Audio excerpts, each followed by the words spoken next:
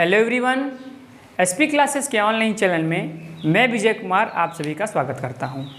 आज की क्लास में हम क्लास 10th का मैथ पढ़ेंगे।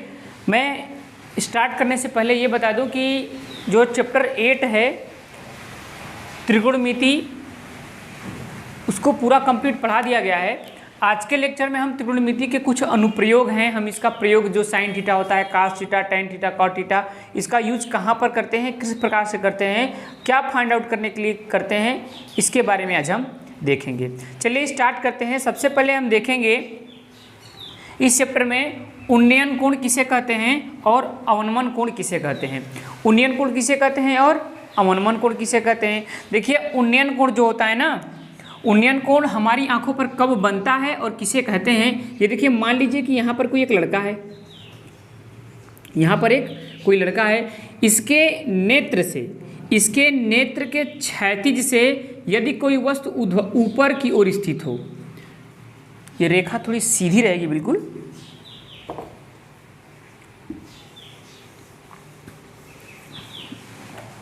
देखिए इस लड़के के या फिर किसी भी व्यक्ति के नेत्र के क्षैतिज में अगर कोई वस्तु ऊपर की ओर स्थित हो, मान लेते हैं h ऊंचाई तक उसकी लंबाई है वस्तु की, क्षैतिज से ऊपर की ओर स्थित है, तो इस लड़के को क्या होगा कि इस लड़के को इस वस्तु के पूरे प्रतिबिंब को देखने के लिए अपने सर को क्या करना पड़ेगा, ऊपर करना पड़ेगा, और इसके नेत्र पर एक कोण बनेगा। जैसे क्षैतिज में ऐसे रहेगा, जब ऊपर की ओर देखेगा तो नेत्र भी जहाँ तक पहुँचेगा, वहाँ से लेके इनिशियल पोजीशन तक जितना कोण बनाएगा उसी को कहते हैं उन्नयन कोण। यहाँ से देखिए, ये जब लड़का यहाँ तक के प्रतिबिंब को देखेगा तो कुछ यहाँ तक इस प्रकार से देखेगा। ये क्या है, इसको कहते हैं दृश्य कोण या दृष्टिकोण, दृष्टिकोण, ठीक। और यह है क्षैतिज दूरी, क्षैतिज दूरी, और ये क्या है, वस्तु है जिसकी ऊंचाई कितनी है, h है, ये है वस्तु। बात समझ में आई होगी। यदि कोई, जैसे हम लोग खड़े हैं यहाँ पर, ऐसे हम खड़े हैं और हमारे नेत्र के क्षैतिज से ऊपर की ओर अगर कोई वस्तु स्थित है तो उसको हम अपनी मतलब सर को ऊपर करेंगे और देखेंगे कि कितने ऊंचाई तक है, तो हमारे नेत्र पर जो कोण अंतरित होगा, मतलब ये वाला कोण, ये थीटा, ये कोण क्या कहलाएगा, उन्नयन कोण कहलाएगा। क्या कहलाएगा, उन्नयन कोण कहलाएगा। बात समझ में आ गई होगी। दूसरा है अवनमन कोण। अवनमन कोण किसे कहते हैं, अवनमन कोण किसे कहते हैं। मान लीजिए कि कोई व्यक्ति यहाँ पर ऐसे खड़ा है और इसके क्षैतिज से नेत्र के क्षैतिज तल से, ऐसे कह सकते हैं कि नेत्र के क्षैतिज तल से यदि कोई वस्तु नीचे की ओर स्थित हो, कहाँ स्थित हो, नीचे की ओर, तो इस वस्तु को पूरी तरह से पूरा देखने के लिए व्यक्ति को अपना सर नीचे करना पड़ेगा और उसके आंख पर एक कोण अंतरित होगा, जिसे कह देंगे क्या, अवनमन कोण। इसे मैं फाई बताता हूँ, ठीक है, फाई हो गया। ये क्या है, यहाँ से जो दूरी होगी, ये वाली दूरी, ये दूरी क्या है, क्षैतिज तल या क्षैतिज दूरी, क्षैतिज दूरी। ये क्या है, उस वस्तु की ऊंचाई है, हम h मान लेते हैं। ये क्या है, वस्तु है, और ये कोण क्या है, कोण क्या है, ये है अवनमन कोण है नीचे की ओर। अच्छा, ये क्या है, दृष्टिकोण है, सॉरी दृष्टिकोण नहीं, दृष्टि रेखा। ये तो दृष्टिकोण, ये है दृष्टि रेखा होगा यहाँ पर, दृष्टि रेखा, दृष्टि रेखा, ये कोण हो गया कौन सा, अवनमन कोण। एक चीज़ आप लोग ध्यान दीजिए, यहाँ पर अगर इसी रेखा के क्षैतिज दूरी जहाँ तक है उसी के समांतर अगर ऐसे लाइन खींची जाए, यहाँ तक लाइन खींची जाए, तो ये जो कोण होगा, ये वाला भी कोण उतना ही होगा।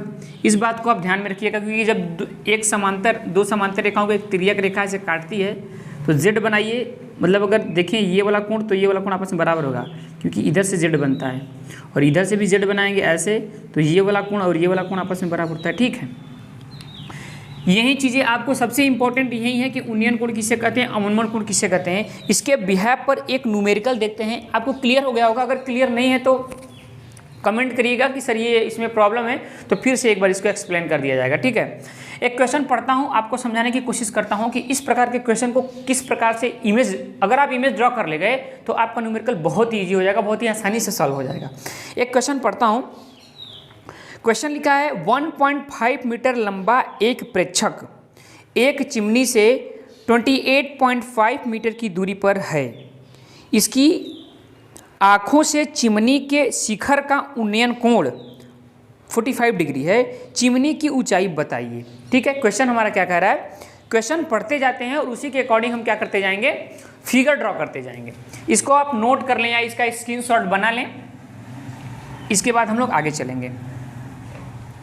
चलिए चलते हैं, देखते हैं क्या क्वेश्चन कह रहा है, किस प्रकार से इमेज ड्रॉ करना है। इसको मैं मिटा देता हूँ। उन्नयन कोण क्या होता है, ऊपर की ओर जब नेत्र ऊपर की ओर, सर अगर ऊपर की ओर उठेगा तो जो कोण बनेगा उसको उन्नयन कोण कहेंगे, अगर सर नीचे की ओर झुकेगा तो उसको क्या कहेंगे, अवनमन कोण कहेंगे। मिटा देता हूँ इसको। क्वेश्चन पढ़ते हैं, क्वेश्चन के अकॉर्डिंग हम सॉल्व करेंगे।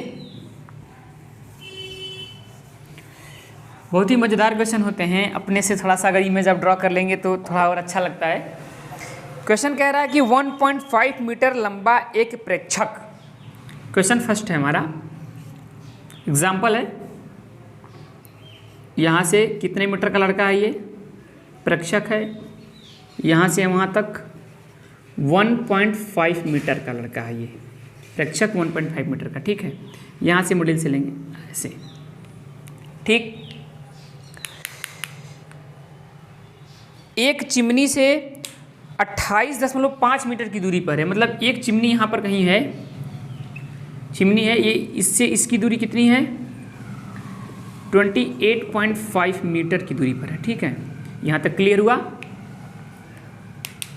उसकी आंखों में चिमनी के शिखर का उन्नयन कोण 45 डिग्री है। उसकी जो आंखों पर चिमनी का उन्नयन कोण बन रहा है, इसका मतलब यहाँ से बन रहा होगा, यहाँ से ये वाला कोण जो बन रहा होगा वो कितना बन रहा है, 45 डिग्री, ठीक है। और पूछ रहा है कि बताओ चिमनी की ऊंचाई कितनी होगी। यहाँ पर ए लिख लीजिए, यहाँ पर बी, यहाँ पर सी, यहाँ पर डी और यहाँ पर, इस प्रकार से आप नामकरण जैसे आपको जो अच्छा लगता हो वहीं आप नाम रख सकते हैं, ठीक है। अब ये देखिए फिगर बना है, इस फिगर में आप देखिए तो क्या ये वाली हाइट और ये वाली हाइट बराबर होगी, बिल्कुल बराबर होगी। हम लोग कह सकते हैं कि E D equal to E D equal to B C, B C equal to कितना है, 1.5 मीटर का, 1.5 मीटर का लड़का है, प्रेक्षक है, ठीक।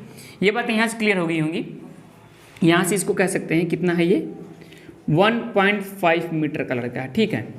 अच्छा, अब आपको क्या चाहिए, जो पूरी चिमनी है उस चिमनी की ऊंचाई कितनी होगी, ए से लेके सी तक, ए से लेके सी तक तो हम लिख सकते हैं चिमनी की ऊंचाई,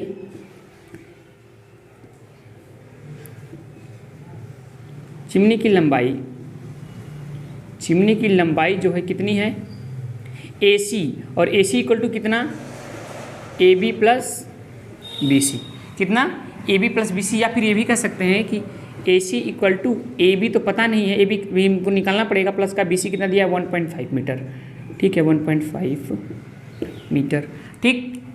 अब देखिए यहाँ से देखिए जो ई और बी है क्या डी और सी के बराबर होगा, बिल्कुल होगा, क्योंकि ये दोनों पैरेलल लाइन है और ये भी दोनों पैरेलल हैं, तो इसकी जितनी लंबाई होगी, दूरी जितनी होगी, यहाँ से भी, आँख से भी, नेत्र से भी यहाँ तक बी तक की दूरी होगी, तो इसको भी हम कह सकते हैं यहाँ से लेके यहाँ तक की जो दूरी है वो भी है 28.5 मीटर। तो ये भी कह सकते हैं कि E B equal to C D, C D कितना है, 28.5 मीटर। दो तीन बातें यहाँ से क्लियर हो रही हैं। एक की चिमनी की जो लंबाई होगी वो कुछ इतनी होगी, दूसरी बात ये दोनों आपस में इक्वल होंगे, और तीसरी बात यहाँ से ये बात, ठीक है। अब आगे बात करेंगे कि न्यूमेरिकल को सॉल्व कैसे करें। हमको ए बी चाहिए, ए बी अगर फाइंड आउट कर ले तो उसमें बी सी अगर ऐड कर देंगे तो हमारा न्यूमेरिकल सॉल्व हो जाएगा। देखिए हम यहाँ पर फाइंड आउट करते हैं, हम लिखेंगे tan थीटा, और tan थीटा ऐसा क्यों लेंगे, tan थीटा क्यों ले रहे हैं, tan थीटा इसलिए लेंगे क्योंकि हमें बेस पता है, आधार हमको पता है, और हमको क्या चाहिए, ये लंब चाहिए, परपेंडिकुलर हमें चाहिए, और हमको पता है कि tan लेंगे तो भी सॉल्व हो जाएगा, क्योंकि tan बराबर tan थीटा इक्वल टू होता है लंब बटा आधार, और cot लेंगे तो भी सॉल्व हो जाएगा क्योंकि आधार बटा लंब। ठीक है, तो यहाँ से कौन से त्रिभुज में, त्रिभुज AEB में, कौन से त्रिभुज में, AEB में, यहाँ सॉल्व करता हूँ। त्रिभुज AEB में क्या tan 45 डिग्री इक्वल टू कितना आएगा, परपेंडिकुलर अपान बेस AB अपान EB, ये हो गया tan थीटा इक्वल टू, और tan 45 डिग्री का मान कितना होता है, tan 45 डिग्री की वैल्यू होती है 1, तो यहाँ से इसकी वैल्यू हम लिख लिए 1 इक्वल टू AB, और BE की वैल्यू कितनी है, EB की वैल्यू, E और B की वैल्यू यहाँ पर फाइंड आउट किया होंगे आप। EB की इक्वल टू आ रही है 28.5, कितनी आ रही है, 28.5। इसको इधर ट्रांसफर कर देंगे, क्रॉस मल्टीप्लिकेशन, इसको इधर मल्टीप्लाई करेंगे कितना आएगा, 28.5 इक्वल टू AB, इसका मतलब AB इक्वल टू 28.5 मीटर। और आपको चिमनी की टोटल लंबाई निकालनी है, तो चिमनी की लंबाई निकालने के लिए हम क्या लिखेंगे, AC equal to AB plus का 1.5 मीटर। तो चिमनी की लंबाई की बात करेंगे तो लिख देंगे, क्या लिखेंगे, चिमनी की लंबाई, इसलिए चिमनी की लंबाई, चिमनी की जो लंबाई होगी AC इक्वल टू कितनी आ जाएगी, AB प्लस का 1.5 मीटर, तो ये 28 है। AC इक्वल टू दिख रहा होगा आप लोगों को, बिल्कुल, AC equal to 28.5 plus 1.5 metre, कितना ऐड करेंगे, कितना आ जाएगा, AC इक्वल टू आ जाएगा 28, 29 और 30 30 मीटर। टोटल जो चिमनी की लंबाई होगी वो कितनी हो जाएगी, 30 सेंटीमीटर हो जाएगी। ठीक है, अच्छा एक बार फिर से मैं आपको रिकॉल कराता हूँ, बताता हूँ किस प्रकार से न्यूमेरिकल सॉल्व हुआ है। जैसे मान लीजिए कि कोई प्रेक्षक खड़ा है यहाँ पर, कितने मीटर का है, 1.5 मीटर का लड़का है, और उसके नेत्र के क्षैतिज से ऊपर की ओर एक चिमनी है, अच्छा नीचे भी होगी, यहाँ तक, यहाँ से है, यहाँ खड़ा है, तो इसके नेत्र से जो कोण बन रहा है वही दिया है, इसके यहाँ से कोण नहीं दे रहा है, इसके नेत्र से कह रहा है कि नेत्र के क्षैतिज से चिमनी का जो उन्नयन कोण बन रहा है वो 45 डिग्री का है, 45 डिग्री का है। तो यहाँ से अब तो यहाँ की वैल्यू, इतनी वैल्यू तो कट गई BC ना, क्योंकि नेत्र यहाँ से क्षैतिज रेखा बनाएगा, और इसके बाद हमें यहाँ पर चाहिए, तो ये जितना लड़का खड़ा है उतना ही तो इसकी हाइट होगी, तो जो E और D है, ED वहीं BC के इक्वल हो जाएगा, तो ये 1.5 मीटर है, तो ये भी 1.5 मीटर हो जाएगा, 1.5 मीटर ये, तो 1.5 मीटर ये। अब बचा AB की लंबाई, तो AB की लंबाई कैसे निकालेंगे, आपको परपेंडिकुलर चाहिए, आपको बेस पता है और थीटा भी पता है,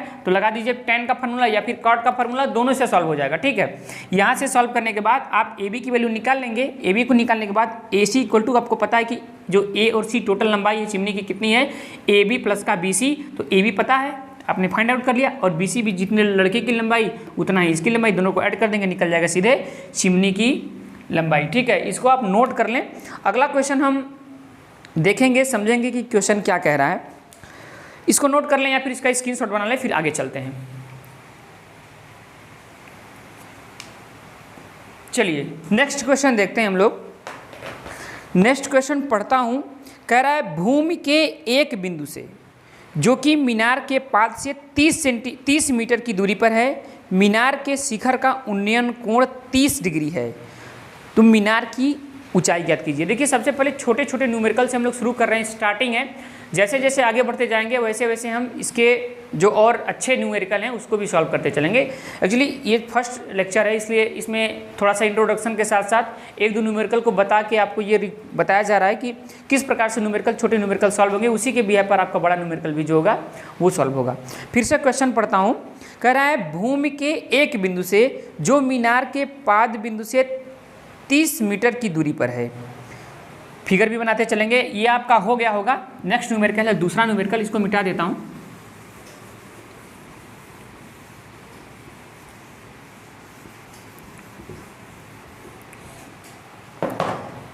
क्वेश्चन को पढ़ते चलेंगे और सॉल्व करते चलेंगे। भूमि के एक बिंदु से जो मीनार के पाद बिंदु से 30 मीटर की दूरी पर है, ठीक है, तो यहां पर मान लेते हैं कि मीनार है, यहां पर क्या है, मीनार है, और ये 30 सेंटीमीटर की दूरी से यहाँ पर कोई बिंदु है, और कितनी सेंटीमीटर की दूरी पर, 30 सेंटीमीटर की मीटर, 30 मीटर की दूरी पर, 30 मीटर की दूरी पर एक बिंदु है। ठीक है, मीनार थोड़ा और बड़ा रहेगा, इतना बड़ा मीनार दिख रहा होगा, बिल्कुल। मीनार के शिखर का उन्नयन कोण 30 डिग्री है। मतलब यहाँ से अगर देखें तो मीनार के शिखर का उन्नयन कोण कितना है, 30 डिग्री है। यहाँ पर 30 डिग्री का एंगल हमारा बन रहा है। ठीक है, कह रहा है कि मीनार की ऊंचाई ज्ञात कीजिए। तो ये मीनार हमारा है, हमारा नहीं है, जिसका भी होगा। मीनार की ऊंचाई हमसे पूछ रहा है। ठीक, मान लेते हैं यहाँ मान लीजिए ए, बी और सी बहुत ही छोटा न्यूमेरिकल है। एक ही बार में tan थीटा लगाएंगे, सीधे न्यूमेरिकल का आंसर आ जाएगा। देखिए ए बी सी में ये मीनार की ऊंचाई है AC और हमें AC फाइंड आउट करना है। शिखर के इस मीनार का जो उन्नयन कोण है हमें 30 डिग्री दे रखा है और ये बेस आधार भी हमें दे रखा है, क्या है, 30 डिग्री। सीधे सीधे